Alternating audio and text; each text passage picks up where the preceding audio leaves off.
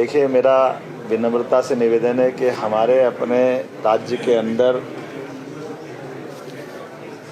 किसी भी प्रकार से किसी नागरिक के जीवन में कोई कष्ट आए, सरकार ऐसा कभी नहीं चाहेगी। लेकिन सुप्रीम कोर्ट, हाई कोर्ट और उनके माध्यम से यूनियन कार्बाइड के कचरे का निस्तारण करने के लिए जो जगह बताई गई है वो एक अपने आप में फैक्ट्री भी है, और जो हमेशा इस प्रकार के निष्पादन के लिए वो योग्य स्थान सुप्रीम कोर्ट के द्वारा बताया गया है। तो मैं आपसे अपील करना चाहूँगा कि जो कोई भी हमारे समाज के अंदर इसकी गलतफहमी फैलाता है उससे बचाने की ज़रूरत भी है।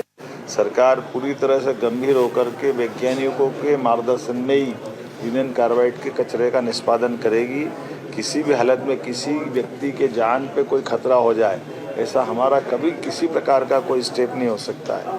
इसलिए कोई गलतफहमी फैलाए इसके चक्कर में नहीं पड़ना है, हमको सावधानी रखना है।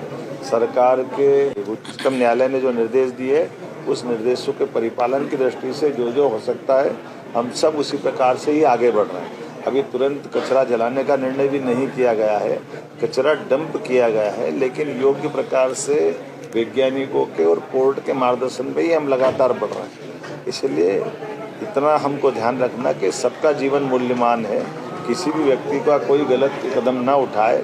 सरकार गंभीरता के साथ सबके जीवन की रक्षा करने के साथ साथ हम सभी प्रकार की व्यवस्थाओं का पालन करने में सबसे आगे खड़े हैं। मैं उम्मीद करता हूं कि मेरी बात आप सब समझेंगे, और इस तरह से कोई भी दल भी अगर कोई गलतफहमी, पूरी अज्ञानता के आधार पर झूठी बात फैलाता, ऐसी बातों से भी मैं सबको बचने का आग्रह करूँगा। क्योंकि जो वैज्ञानिक है, अलग अलग 12-12, 13-13 कमेटियाँ बन गई है, अलग अलग अनुसंधान संस्थान ने अपनी रिपोर्ट दी है, सुप्रीम कोर्ट, उच्च न्यायालय ने सभी प्रकार से उसका परीक्षण भी किया है, और हमारे द्वारा ऐसी कोई बात भी समाज की आएगी तो वो भी उनके सामने रख देंगे।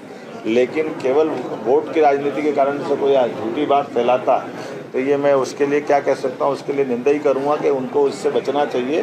क्योंकि हमारे कई नई पीढ़ी के बच्चे अगर ये गलतफहमी पालेंगे तो ये किसी के लिए भी ठीक नहीं होगा।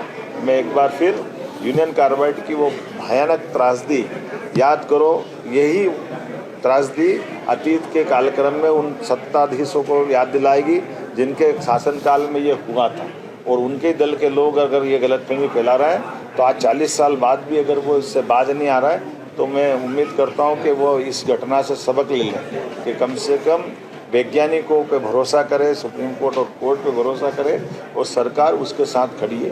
ये मैं आपको बताना चाहता हूं।